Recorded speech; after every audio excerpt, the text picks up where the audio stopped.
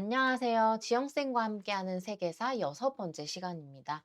오늘은 로마 제국이 지중해 세계를 통일하다라는 주제로 공부를 해볼 건데요. 이 로마 제국은 20분의 강의로 다 설명할 수 있는 나라는 아니에요. 되게 시기도 길고 복잡한 역사를 가지고 있고 되게 또 재미있는 에피소드들도 많지만 굉장히 짧게 설명을 하는 거기 때문에 조금 더 알고 싶은 친구들은 뭐 벌거벗은 세계사라든지 또는 청소년이 읽을 수 있는 책들도 많으니까 또 그런 책들도 참고하면 좋을 것 같아요. 자, 그러면 여러분들은 로마 하면 어떤 게 떠오르나요? 이탈리아의 수도가 또 로마이기도 한데 과거에는 로마 제국이라는 굉장히 세계대륙에 걸친 어마어마한 강대국이었어요. 자, 그러면 우리 로마 하면 떠오르는 속담들 어떤 게 있을까요? 한번 선생님이 그림을 보여줄게요. 왼쪽 그림 하면 어떤 속담이 떠오르나요? 모든 길은 로마로 통한다. 그래서 로마는 되게 길이 유명했나 보다를 알 수 있겠죠. 오른쪽 그림은 뭐가 떠올라요? 로마에 가면 로마법을 따라라. 이것도 되게 많이 쓰잖아요. 로마는 법도 유명했나 봐요. 그래서 로마는 이렇게 인류에 남긴 유산도 되게 많고 해서 우리 로마의 정치랑 문화를 중심으로 오늘 알아볼 텐데요. 자, 그런데 우리가 로마뿐만이 아니라 세계사를 공부하다 보면 정치 체제에 대한 용어들이 자주 등장을 할 거예요. 그래서 여기서 확실하게 기억을 하고 갈게요. 자, 일단 이 왕정이라는 말, 제정이라는 말, 정치 체제는 뒤에 정으로 이렇게 끝날 건데 왕정은 왕이 다스리는 정치 형태를 말해요. 제정은 황제가 다스리는 정치 형태를 말합니다. 그래서 통치자의 칭호를 앞에 붙여주는 케이스인데요. 황제라고 하면 조금 더 뭔가 큰 제국에 다스리는 걸 황제라고 하고 왕은 이제 상대적으로 조금 더 작은 나라를 의미하죠. 자, 그리고 정치 체제의 특징에다가 정을 붙여주기도 합니다. 자, 우리 민주정은 아테네의 민주정을 이미 배웠었잖아요. 시민들이 주인이 되는 정치 형태를 말해요. 공화정도 비슷하긴 한데, 이제 왕이 없는 정치 체제를 보통 공화정이라고 하는데, 이제 공동으로 다스린다 이런 의미를 가지고 있고, 보통 이제 로마 공화정을 가리키는 경우가 많습니다. 그래서 일단 이제 로마 같은 경우도 정치 체제가 몇 번 바뀔 거예요. 그래서 처음에는 이제 왕이 세운 왕정으로 시작을 했다가 이제 왕이 없는 정치 체제, 공화정이 됐다가 나중에 제정, 황제가 다스리는 체제 이렇게 바뀌게 되니까요. 이렇게 정치 체제가 바뀌는 걸 중심으로 한번 로마의 역사를 쭉 간단하게 한번 훑어보도록 할게요. 자, 일단 로마는 시작은 그리스처럼 작은 도시국가에서 왕정 형태로 출발을 합니다. 자, 그러다가 처음에는 귀족들의 주도로 공화정이 수립이 됐고요. 그러다 보니까 이제 평민들도 전쟁에 참여하고 하면서 점점 발언권이 세지고 우리에게도 참정권을 달라 하면서 평민들을 위한 장치가 생기기 시작을 하죠. 그래서 평민회도 설치되고 호민관도 선출되고 하면서 공화정이라는 틀이 만들어지는데 여기 막 원로원이니 호민관, 평민회 어려운 말들이 등장을 하죠. 그래서 공화정의 구조를 한번 도표로 살펴볼게요. 자, 공화정은요, 일단 집정관이라고 해서 마치 이제 우리나라로 치면은 대통령처럼 두 명의 집정관이 있어서 매년 선출을 하고 행정과 군사를 통솔하는 인물이에요. 자, 그리고 아까 이제 귀족들 원로원이라는 게 있었죠. 아, 이거는 귀족들 300명이 모여서 귀족들의 회의체 같은 거라고 생각을 하면 되고, 그 다음 이제 민회는 평민회라고도 해서 시민들이 참여를 하고 여기서 집정관을 선출하고 호민관도 선출을 하는데 호민관이라는 것은 아무래도 귀족들보다는 평민들이 약할 수밖에 없겠죠. 그래서 이러한 평민들을 보호해주는 역할을 하는 관리를 따로 또 뽑은 거예요. 그것을 호민관이라고 합니다. 그래서 이 집정관, 원로원, 평민회가 서로 견제를 하면서 힘의 균형을 이루면서 같이 함께 다스려 나가는 정치 형태. 왕이 있어요, 없어요? 없습니다. 이러한 체제를 공화정이라고 해요. 지금도 대한민국은 민주공화국이라고 부르기도 하잖아요. 네, 그러한 정치 형태를 말합니다. 자, 이렇게 이제 로마는 도시국가 상태에서 출발해서 공화정이라는 이상적인 정치 형태를 만들어내면서 계속 발전을 하다가 우리가 아는, 그러니까 시작은 로마의 작은 도시국가로 시작을 했다가 우리가 아는 장화 모양의 이탈리아 반도를 통일하면서 점점 이제 영토도 넓혀가고 있었어요. 자, 그러다 보니까 이제 지중해 쪽으로도 더 영토를 지중해 쪽에 패권을 장악을 하고 싶은데 당시 또 지중해 쪽은 카르타고라는 나라가 또 지중해를 상대로 무역을 하고 있었어요.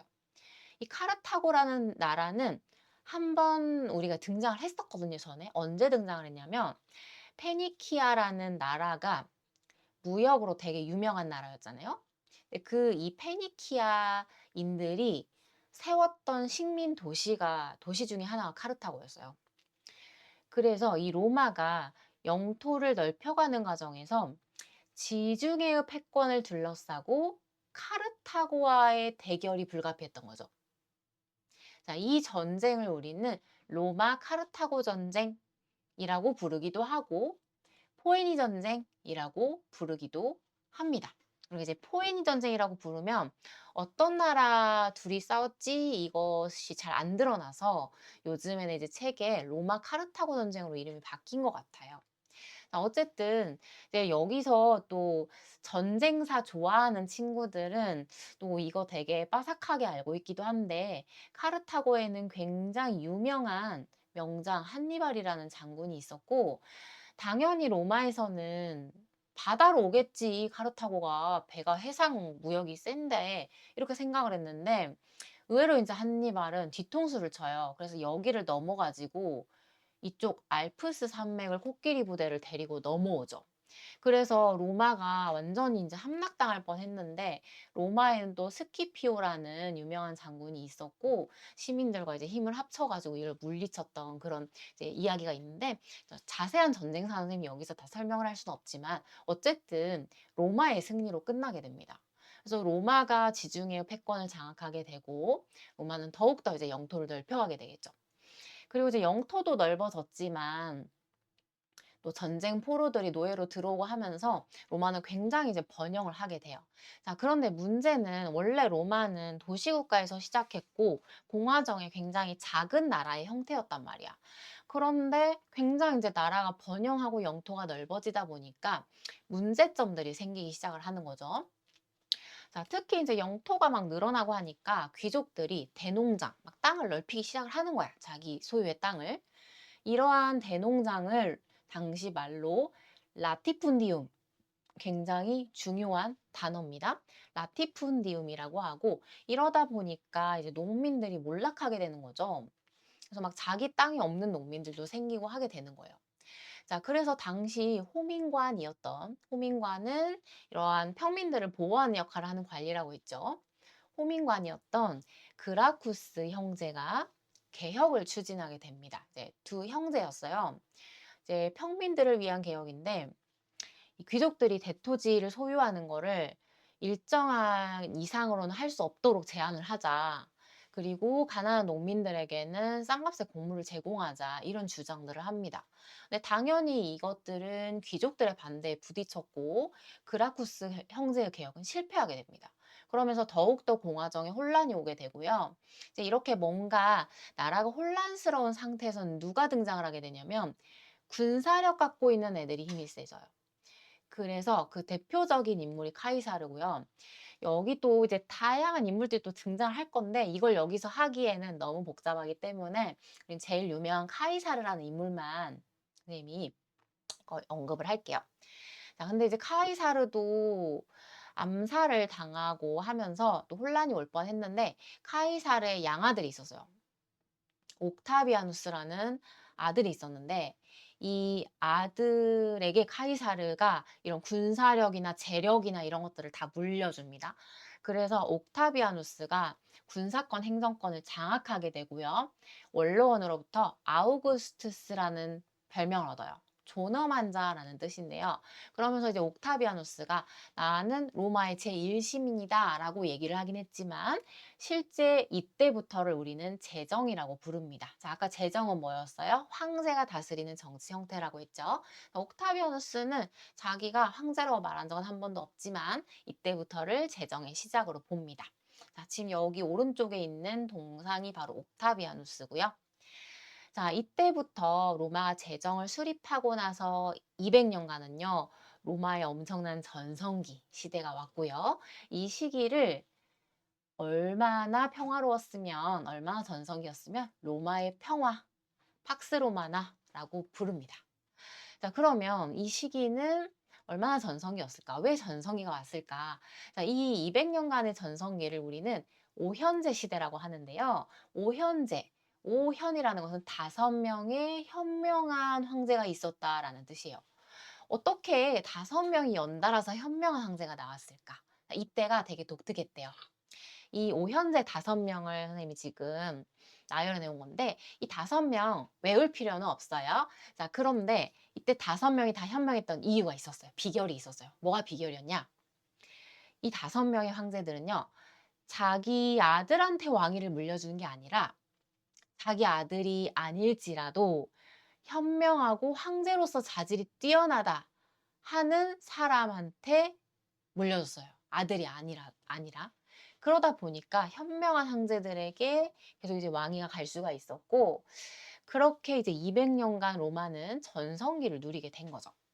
자, 그런데 이제 마지막 황제가 아들이 좀 못 낳는데 아들한테 왕위 물려줬다가 이제 그 다음부터는 로마가 좀 내리막길을 걷게 되는데요. 이제 그 이후에 막 군대가 정치에 개입하면서 막 군인 황제도 출연을 하고 황제가 막 자주 교체가 되고 하면서 혼란이 오게 됐고요. 유명한 이제 네로 황제도 이때 등장을 하거든요. 그리고 이때 막 이제 유목 민족이었던 이민족들이 침입을 하고 상호비 쇠퇴하고 이런 여러 가지 원인 때문에 로마는 쇠퇴의 길로 접어들게 됩니다. 자, 그런데 이 한 나라의 사이클은 바로 무너지는 법이 없어요. 되게 롤러코스터 타는 것 같거든요. 롤러코스터 우리 타보면은 엄청 높은데 올라갔다가 뚝 떨어졌다가 다시 한 번 또 올라가는 지점이 한 번 등장을 하잖아요. 마찬가지입니다. 이 한 나라의 역사도요, 쇠퇴하면 이걸 다시 일으켜보고자 하는 황제가 등장을 합니다. 자, 그 황제가, 자, 이 황제는 꼭 기억을 해줘야 돼요. 콘스탄티누스 대제라는 황제인데요. 자, 이 콘스탄티누스 대제는 뭘로 유명하냐면 크리스트교를 공식 인정한 황제로도 유명합니다. 뒤쪽에 다시 나올 거라서 일단 넘어가고요. 자, 그리고 자신의 이름을 딴 콘스탄티노폴리스라는 도시로 천도란 수도를 옮기다라는 뜻이에요. 자, 그러면 지도에서 볼게요. 자, 지금 작은 형태로 시작한 로마가 이 연한 보라색, 세계 대륙에 걸친 엄청난 대제국으로 커지다 보니까 콘스탄티누스 대제가 여기 콘스탄티노폴리스라는 도시를 이쪽으로 수도를 옮긴 거죠. 원래 로마라는 곳이 수도였는데 그렇게 해서 뭔가 이제 새롭게 다시 일으켜 보려고 했던 거죠. 자, 그런데 이렇게 되다 보니까 이제 수도가 2개가 된 꼴이 된 거지. 그리고 로마가 너무 사이즈가 크고 하다 보니까 콘스탄티노폴리스 중심의 동쪽 로마와 로마 중심의 서쪽 로마로 분열이 결국은 돼버리고요. 이 서로마 같은 경우는 아까 자꾸 이민족이 쳐들어온다고 했잖아요. 이쪽에서 대표적으로 게르만족이라는 애들이 있는데 이 게르만족의 침입으로 멸망을 하게 됩니다. 그리고 동로마 같은 경우는 비잔티움 제국이라는 이름으로 1000년을 더 지속을 하게 돼요. 이거는 이제 뒤쪽에서 배울 역사니까 뒤에서 다시 보도록 하고요. 이렇게 해서 이제 결국 로마는 분열되고 멸망을 하게 되는 역사. 이제 실은 로마는 엄청나게 긴 역사고 더 복잡하고 더 강대국이었지만 이렇게 빠르게 보다 보니까 이제 금방 뭔가 멸망한 느낌이죠. 자, 이렇게 이제 로마의 흐름이 쭉 지나갔고요. 우리는 이제 로마의 문화로 가보도록 할게요. 자, 항상 우리 한 나라의 문화는 뭐뭐적 특징이 나온다고 했어요. 자, 로마 문화의 특징을 한마디로 표현을 한다면, 로마는 이 넓은 영토를 갖다가 여러 민족들을 다스려야 하기 때문에 문화의 특징도 실용적이에요. 편리하게 다스릴 수 있는. 실용이라는 것은 실제로 편리하게 사용할 수 있는 이것을 실용적이라고 합니다. 그래서 아까 이제 모든 길을 로마로 통한다, 로마법을 따라라 이런 말들이 있었잖아요. 그래서 이 로마 문화의 실용적인 특징을 보여주는 대표적인 것이 건축물, 도로망, 법률들인데 이제 이 로마법이라는 게 유명한 이유가 처음에는 도시국가에 맞는 시민법, 로마 시민에게 적용되는 법이었다가 많은 민족들을 포함하는 로마 제국으로 발전을 하면서 만민법으로 이렇게 발전을 해요. 그러니까 이제 법을 또 하나하나 보려면 너무 복잡하니까 왜 법률이 유명한지 정도만 보여주려고 이거 지금 보여준 거고요. 자, 그리고 이제 선생님은 되게 건축을 좋아합니다. 그래서 이제 로마의 이 실용적인 건축물들을 몇 개 소개를 하려고 합니다. 자, 선생님이 이 수업 때 수업 자료로 쓰려고 방학 때, 겨울 방학 때 이탈리아에 다녀왔어요. 그래서 이 지금 로마 지도가 나와 있는데 이탈리아의 수도인 로마에는 굉장히 걸어서도 타 유적지들이 여기저기 흩어져 있을 정도로 지붕 없는 박물관이라는 별명도 있죠. 그래서 특히 이제 이탈리아에는 세계 문화유산의 60% 이상이 있다고 할 정도로 엄청난 고대로부터 현대까지 문화유산들이 있는 곳이기도 한데 또 많은 이런 먹을거리들, 미식의 나라기도 해가지고 선생님 되게 일일 일젤라또 하면서 이렇게 열심히 다니면서 사진을 찍어 왔는데 선생님이 몇 가지 건축물을 소개하려고 합니다. 자, 일단 콜로세움이라는 건축물은 아마 한 번쯤은 들어봤을 거예요. 콜로세움 이거 선생님이 디딤 영상 퀴즈로 낼게요. 콜로세움. 콜로세움은 말 그대로 이제 원형 경기장이라는 뜻인데 챔피언스 필드의 2배 수용 가능한 이 옛날에 그런 경기장이었다고 합니다. 되게 지금 왼쪽에는 야경도 아름다운 곳인데 여기서는 이제 검투사들의 경기가 있었던 곳이고 내부로 이렇게 가보면 원래는 이렇게 덮여 있어요. 그리고 지금 여기는 지하의 모습이 안 덮여져 있는 곳이 있는 곳인데 이 지하에 검투사들이나 맹수 대기실이 있었고 그 검투사끼리 또는 맹수라 사람 인간 이렇게 대결을 했던 그런 장소고 이쪽에 이제 객석이 있었던 거죠. 이쪽에 객석이 있었고요. 자, 그리고 여기를 이렇게 물을 채워가지고 해전을 하기도 하고 이런 곳이었다고 합니다. 이걸 로마 시민들에게 무료로 이런 경기를 제공했던 로마의 경제력을 보여주는 거고, 그런데 이거 엄청난 경기장이지만 되게 빨리 지었대요. 이 아치랑 콘크리트 기법을 이용해가지고 되게 튼튼하게 지금까지 남아있는 경기장을 지었다고 합니다. 그래서 이제 로마 문화의 실용적인 특징을 굉장히 잘 보여주는 거고요. 자, 그리고 이제 왼쪽은 선생님이 직접 간 인증샷 찍었죠. 포로 로마노라고 해서 로마의 광장과 뭐 신전 이런 게 모여 있던 장소고요. 오른쪽은 개선문. 개선문은 뭔가 승리를 기념하기 위해서 만든 문이라고 생각하면 돼요. 콘스탄티누스 대제의 개선문이고요. 자, 그리고 굉장히 이제 로마는 목욕 문화가 발달해서 공중 목욕탕, 오늘날의 사우나 플러스 거의 무슨 테마파크처럼 안에 이제 목욕만 하는 게 아니라 하루 종일 놀아도 될 정도로 막 뭐 도서관도 있고 놀이시설, 식당 같은 것도 있고 해서 이것도 다 시민들에게 무료로 제공이 됐다고 합니다. 그런데 선생님이 아까 실용적이라고 했잖아요. 오른쪽에 있는 것은 영국에 남아있는 로마의 목욕탕인데 현재도 쓰고 있다고 합니다. 얼마나 실용적이면 튼튼하면 현재도 쓰고 있겠어요. 자, 그다음 수도교는 말 그대로 수도시설이에요. 그래서 물을 끌어와서 시민들에게 깨끗한 물을 제공할 수 있는 시설인데 되게 아름답기도 하지만 이 아치가 또 돋보이기도 하고 또 이제 이쪽으로는 물이 지나가는 시설이지만 이쪽으로는 사람이나 말이 통행할 수 있게 이렇게 만든 실용적인 건축물이라고 합니다. 그다음 이제 판테온이라는 건축물은 만신전이라고 해서 신들을 모셔 놓은 곳이라는 뜻인데 마치 이제 앞쪽은 그리스 신전처럼 생겼지만 뒤쪽은 또 로마의 양식이 합쳐진 콘크리트의 굉장히 튼튼한 이것도 지금 로마 시대 2000년 지났는데 지금 이렇게 원형이 보존되고 있고요. 이거 내부 모습인데 내부도 하나도 무슨 전기 시설이 없이도 자연 채광 여기 빛이 들어와 가지고 밝게 이렇게 나올 수 있는 어떻게 이거를 그 2000년 전에 만들 수 있었는지 되게 신기하죠. 자, 그다음 아까 모든 길은 로마로 통한다라고 했죠. 당시 2000년 전에 만들어져 있던 도로를 아직도 이렇게 사용을 하고 있어요.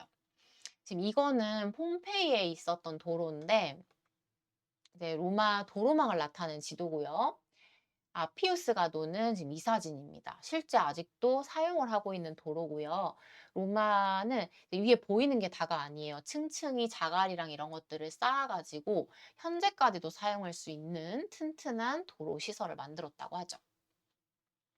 자, 이렇게 로마의 건축물을 보면 왜 로마 문화의 특징을 실용적이라고 하는지를 잘 알 수가 있죠. 자, 그다음에 이제 로마도 또 종교랑 뗄래야 뗄 수 없는 크리스트교가 또 확산된 로마 제국을 바탕으로 확산이 되기도 하는데 이제 우리가 예수의 탄생을 기준으로 기원 전후를 나눈다는 거 예전에 배웠었잖아요. 그래서 이제 이 무렵에 예수가 평등, 사랑 이런 것들을 이제 설교하고 다녔는데 이것이 로마 제국이라는 이런 것을 바탕으로 해서 확산이 되고 있었고 로마 같은 경우는 그리스처럼 여러 신들을 믿는 곳이었기 때문에 이제 이것도 종교의 하나로서 받아들이고 있었어요. 자, 그런데 문제는 이제 로마에서는 황제가 죽으면 신으로서 모셔지는데 크리스트교는 신이 하나거든. 유일신이거든. 그래서 우상 숭배라고 해서 이거 황제 숭배를 거부하니까 박해를 받기 시작을 했던 거죠. 근데 거기 박해에도 불구하고 교세가 계속 확장이 되고 박해를 받으니까 지하에서 이렇게 숨어 가지고 크리스트교를 믿었던 이런 시설들도 있죠. 그래서 이렇게 이제 로마 제국을 따라서 교세는 계속 확장이 됐고요. 결국은 아까 우리가 뒤에서 한 번 더 언급을 한다고 했었죠. 콘스탄티누스 대제 때 결국은 너무 이제 확산이 되고 하니까 크리스트교를 공인이라는 것은 공식 인정했다는 뜻입니다. 밀라노 칙령으로 크리스트교를 공식 인정을 하게 되고요. 그리고 이제 392년이 되면 정식 로마의 국가의 종교로, 국가를 대표하는 종교로까지 인정이 됐다고 합니다. 그래서 로마와 크리스트교는 굉장히 밀접한 관계가 있는 종교라고 할 수가 있습니다. 자, 우리 오늘 로마 조금 내용이 많았어요. 선생님이 되게 줄인다고 줄였는데도 내용이 좀 많았는데 로마 역사 되게 복잡하니까 한 번 더 복습을 해가지고 수업 시간에 만나도록 할 거고요. 이 디딤 형상 확인 퀴즈는 오늘은 선생님이 방학 때 다녀왔던 나라는 어디일까요? 이것을 비밀 댓글로 달아주시고요. 우리는 수업 시간에 만나도록 할게요.